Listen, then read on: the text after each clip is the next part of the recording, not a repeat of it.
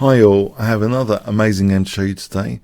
Leela ID.11089 playing against the Ivanhoe chess engine in the Chess.com Computer Championship.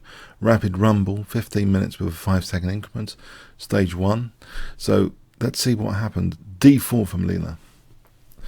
And actually Ivanhoe chooses knight f6, hypermodern choice.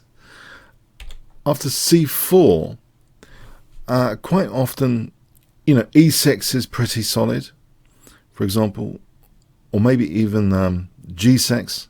But this move, c5, it seems a little bit odd that Ivanhoe, this is the engine's without books, chooses actually after d5 here, well, to accept this position. That's a little bit of a surprise because of the space. But now also playing the Benko Gambit out of choice. So I find that quite amusing that Ivanhoe does this just totally out of choice. Very exciting opening choice. So Leela grabs this pawn, a6, and actually Leela decides the best way to refute this gambit is to accept it. That's a common bit of advice actually. She does actually take on a6. Bishop takes a6, which exerts pressure on this diagonal. We have knight c3 here. So Leela is after d6 now playing e4. This is the second choice in Livebook actually. It's accepting casting rights are being forfeited here. The main move is knight f3. For example, a lot of games have gone like this, just allowing this glare of the bishop on this diagonal and trying to sort of do this later, this kind of thing. Keep solid on the queen side. But black clearly has an active position, and this kind of a lot of Benko Gambit players play this sort of position with some success. So we have though the immediate kind of relief on the diagonal by playing e4. Bishop takes, king takes, g6, and now g3 giving the king g2. Also knight f3 is often played as well, but often leading to the same idea of g3 and king g2. So the king fianchettos here. So Leela's a pawn up, clearly. Knight a6 is a little bit unusual. More usual here is knight bd7. For example, rook e1, knight g4. This continuation has been seen a bit before. So let's see. Let's carry on. Pardon me. So knight a6, rook b1. Knight goes back to c7, and now a4, knight d7. h4, as though h5 is a concern now. The knight's just retreated away from that h5. The rook, is getting activated. This is quite dangerous. Black stops this in its tracks at the moment with h5. Just to show the dangers here, on knight b6, h5, let's say black gets really greedy as well. This is just a total disaster scenario. If black really doesn't value king safety, bang, check, and then like mating basically. So black needs to be careful about king safety in this variation. Black might have been looking forward to queenside activity, but the king is a major factor here. h5, and we have actually the rook going to the center now with rook e1, as though e5 is a concern for black. If the knight ever leaves now, controlling e5, it might be e5 from white. So maybe this moving away kind of ties down a little bit, in effect, the d7 knight. We have rook a7, queen c2, queen a8, bishop g5 hitting e7, and black plays now rook e8. You might think f6 and suspect it's pretty anti-position because it blocks in the bishop. After bishop f4, for example, it is really a bit loose thing. If we have this scenario, and I've played this grim sort of position myself with black, so I should know, this bishop's kind of blocked in, and it's pretty horrible, actually. This scenario is pretty horrible. It's white's just getting a big positional advantage. This bishop's just hemmed in. It's no good on that diagonal anymore because that e5 pawn, the double pawns, it's very nice for white. So we have actually rook e8,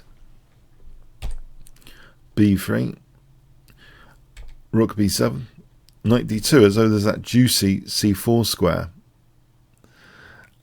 Black, for the moment, hits c3. Now that's moved out of the way, so again, there's knight c4 and with tempo. Now, there's a bit of a mathematical equation going on here, actually, which is disturbed by this knight c4 threat, this big knight c4 threat here. Black plays knight b6. In fact, this knight is lending to the queen side, but borrowing from the king side, and Leela exploits that with the next move, which is made much more effectual now. An alternative, by the way, just before we get into that, knight a6. This allowing the knight on c4 is just not a very pleasant idea. Even if a knight intruder is allowed in, these knights, eventually white gets a nice advantage here, as this variation shows. So we have knight b6. So guess what Leela played in this position? So it's borrowed a bit from the king side subtly. Okay. g4.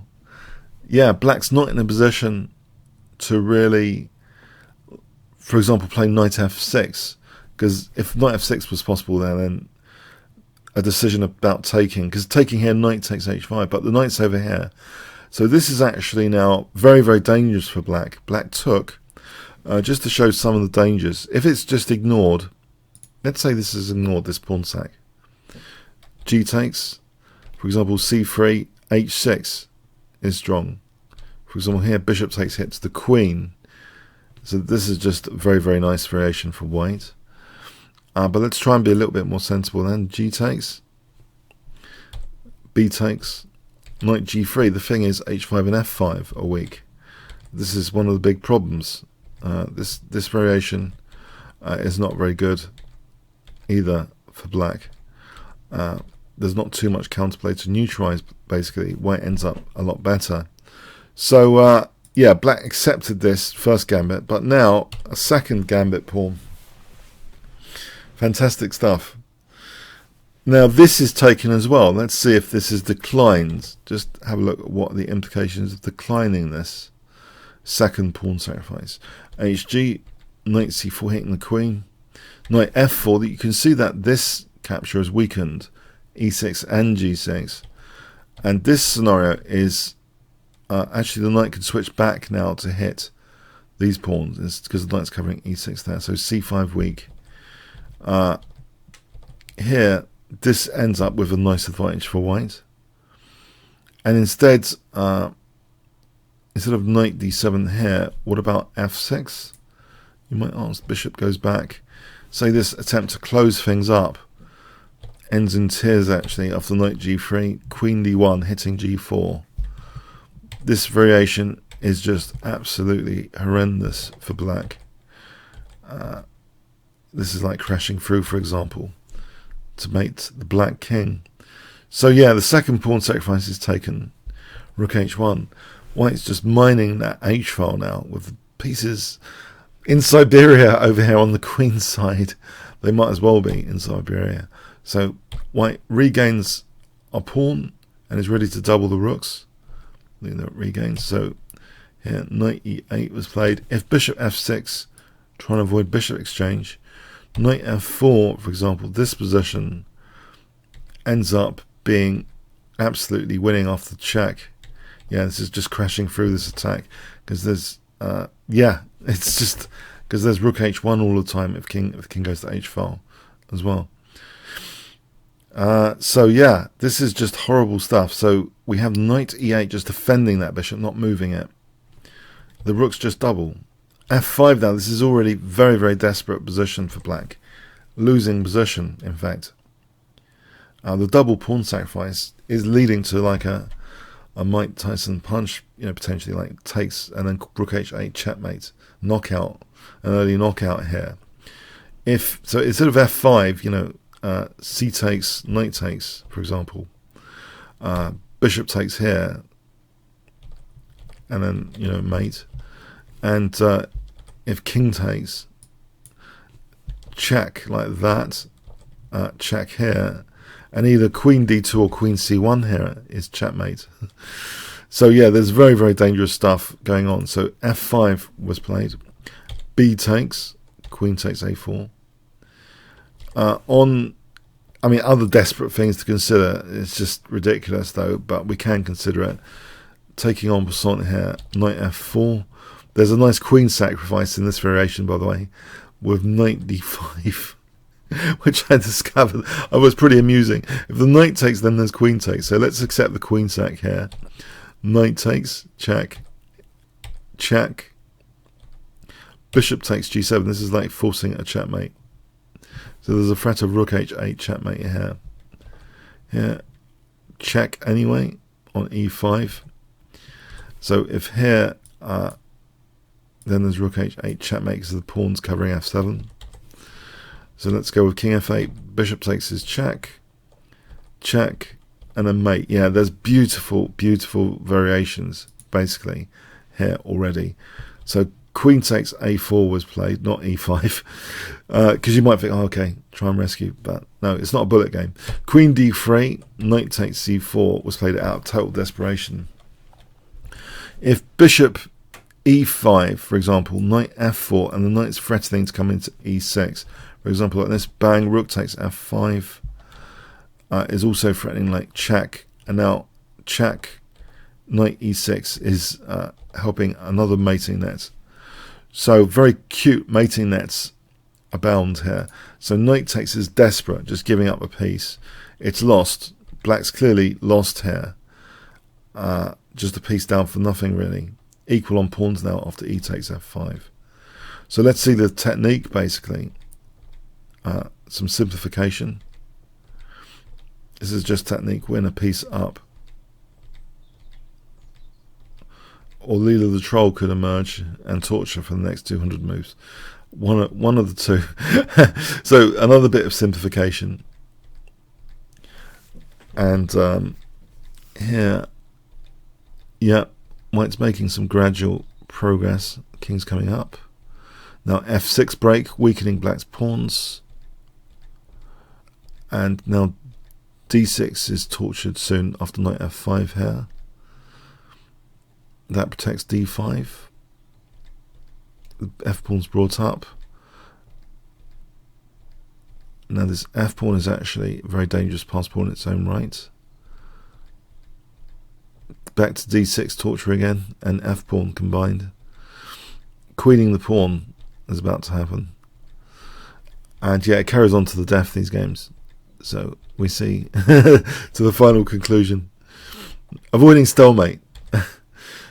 So rook a8 checkmate. So that's a key game in the Benko Gambit, just accepting the Gambit and accepting forfeiting castling rights. And what was really interesting was that sort of mathematical equation of the double pawn sack being enabled by a knight just moving a bit more to the queen side. Bang, g4, h5.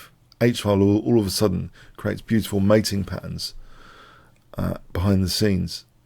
So fantastic exploitation of the Benko Gambit there from Leela. It's like she can control the counterplay and also judges, if the counterplay is based on pieces on the queen side, judges to pounce on the king side to exploit that, which is a very, very nice intuitive game feel to it. This is what I love about Leela. So great stuff. I hope you'll agree. Comments, questions, likes, shares appreciated. Thanks so much.